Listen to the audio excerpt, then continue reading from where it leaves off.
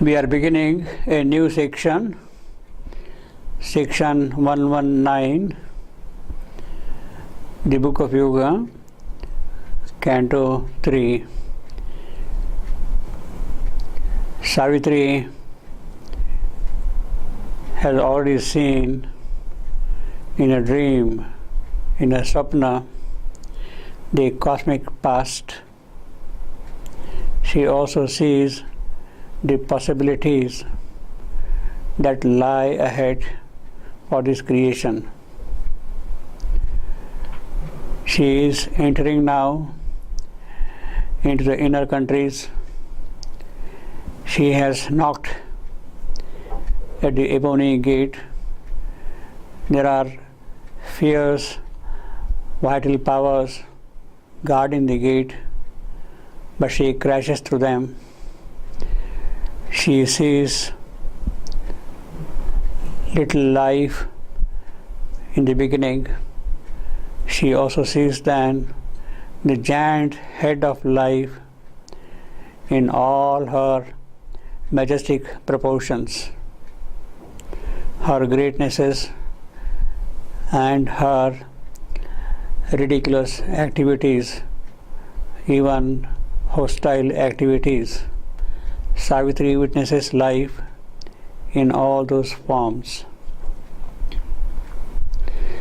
She has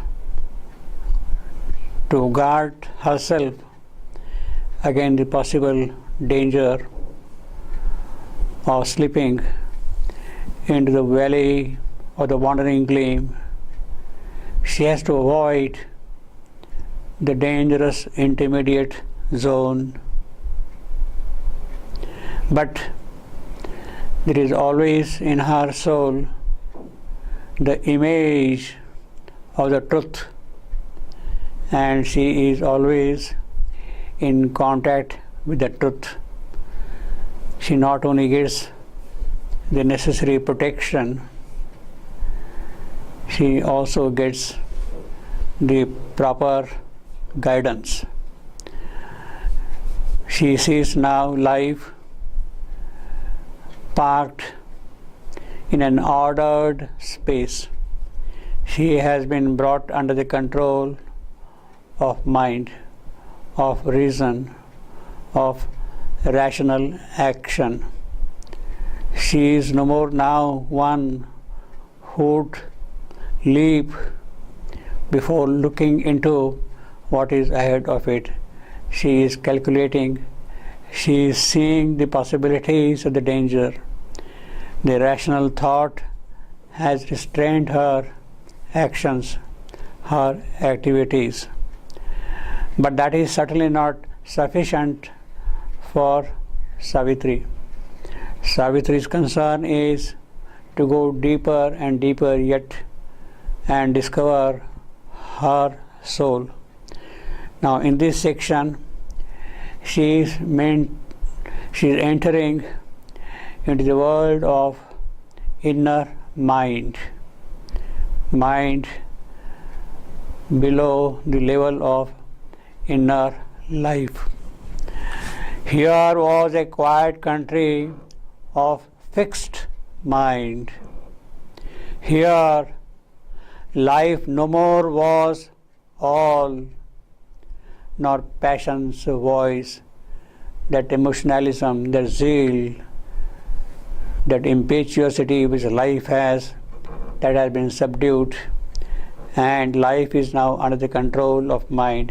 In fact, what she sees here is more and more of mind, to such an extent that this mind looks lifeless, dry, without any enthusiasm and a throb of living. Here life no more was all, nor passion's voice. A cry of sense had sunk into a hush. Life's impetuosity has fallen into silence. A cry of sense has sunk into a hush. A cry. This is important. in the sense that unfortunately a cry has been changed to the cry in the revised edition of Savitri. The 1993 edition of Savitri has the cry of sense has sunk into a hush. There is absolutely no textual basis for this change from a cry to the cry.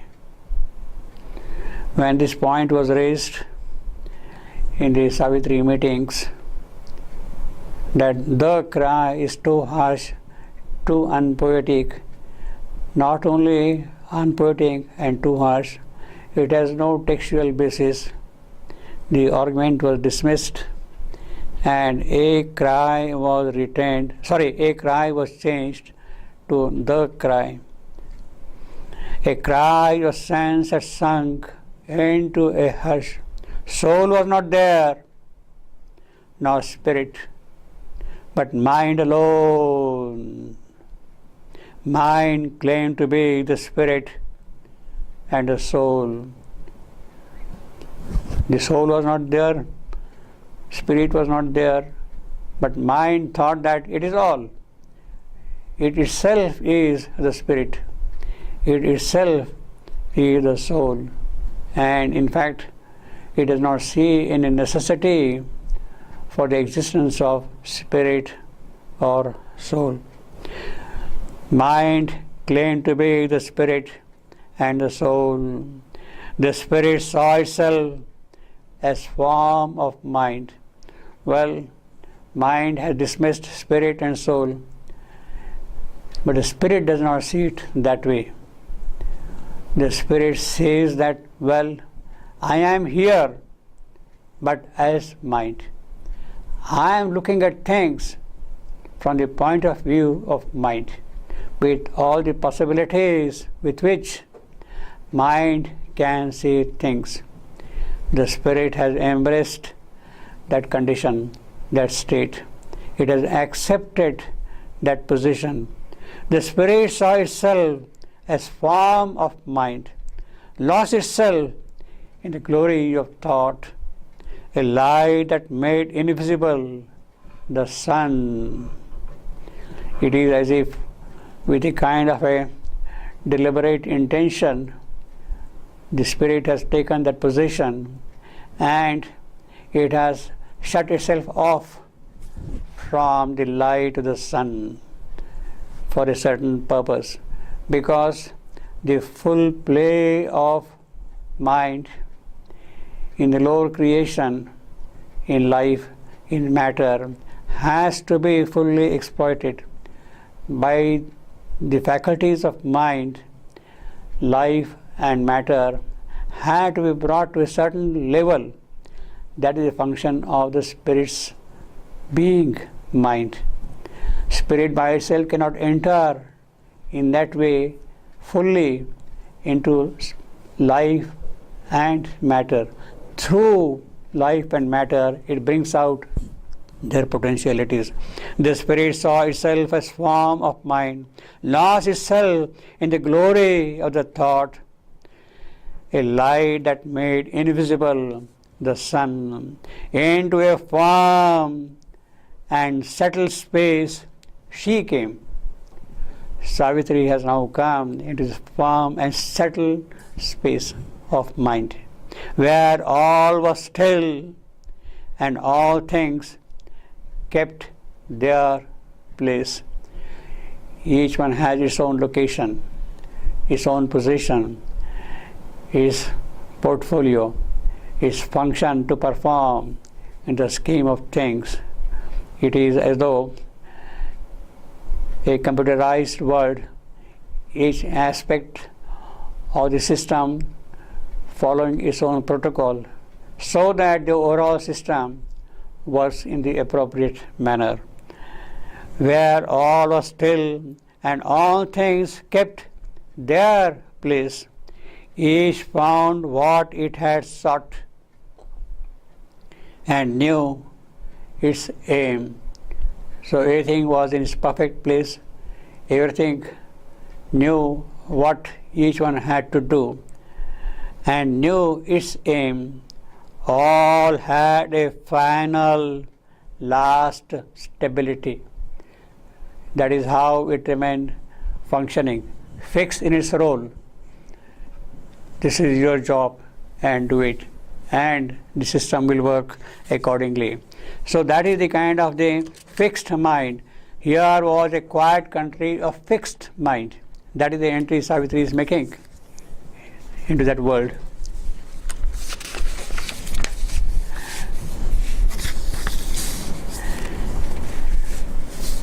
While she is seeing all these things happening there, she also notices few other aspects. There one stood forth who bore authority, command. On an important brow held a rod. Yes, I am the master here and follow what I am doing. On an important brow and held a rod. Command was incarnate in his gesture and tone. That is the authority with which he was ruling this world of mind. His sentences severed the oracle.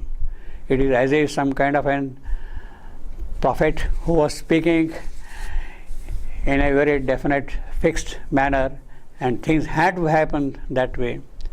And he tells Savitri, traveler or pilgrim of the inner world. Savitri has entered into the inner world. He sees that she has come into this kingdom, and therefore he addresses her, traveler or pilgrim of the inner world. He knows that she is not just a wayfarer. She is a pilgrim. She is on a pilgrimage. He knows that she is seeking something. She is going to find something. He knows that already. Pilgrim of the inner world. Fortunate art thou to reach our brilliant air, flaming with thought's supreme finality. Yes, you are lucky. We have come to this land, and you are welcome here. Stay here. Be one amongst us. That is what he is telling Savitri. Fortunate art thou to reach our brilliant air, flaming with thought's supreme finality. Yes, thought is all. There is nothing beyond thought. And you accept this word of thought, this command of thought, and he is speaking with authority. O aspirant to the perfect way of life, here find it. Yes, it is in this mental world, in this rational world. You have every kind of perfection. Stay here. Be a part of this world. Here find it. Rest from search and live at peace. You have no need to go anywhere else. Everything is here. Ours is the home of cosmic certainty. That is what rationalism says. Yes, this is this. The stars are there, the galaxies are there, the atom moves this way, that way, the streams run like that. The whole science is based on that definiteness, that conviction in its own formulation. Ours is the home of cosmic certainty. Here is the truth. God's harmony is here. So mind, thought thinks that everything is interconnected by a rational way of doing things. And that is the harmony which he is propounding here. Here is the truth. God's harmony is here. Register the name in the book of the elite. You are one of those exceptional persons who has come here. Join us. Here is the register. Put down your signature on this and be a part of this world. Register thy name in the book of the elite. Admitted by the sanction of the few, you will be accepted here. Those who are in possession of the full knowledge of this world, they will admit you here, and you can be one of them here. Adopt thy station of knowledge, thy post in mind, thy ticket of order draw in life's bureau, and pray thy fate that made thee one of ours. How fortunate you are that you have managed to come here, crossing the dangers of life. You have arrived into this world of mind. You are really lucky, you are really fortunate. You are on a pilgrimage, but your pilgrimage can end here now. There is no necessity for you to go anywhere else. Register your name here, stay here, and pray the fate that made thee one of ours. All here, docketed and tied. The mind can know all that has been put into proper files, into cabinets, into documents. Everything is here. You learn those things and be one of us here. All here, docketed and tied. The mind can know all came by law that God permits to life. This is what a scientist will do. That is what a rationalist will do. That is what a materialist will think always. Everything is there in matter, and mind has full capacity, full power, full potentiality to see all the aspects of this creation. It will classify things, it will categorize all the activities, it will give names and symbols and put them into proper places. Everything is organized here, all here, docketed and tied. The mind can know all schemed by law that God permits to life.